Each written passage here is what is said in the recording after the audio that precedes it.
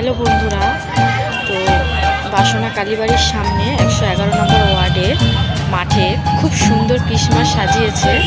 তো চলো তোমাদেরকে দেখাই কেমন সাজিয়েছে। তোমরা দেখো, তো দেখো বন্ধুরা কত সুন্দর এটা সাজিয়েছে। এই যে দেখো কত সুন্দর।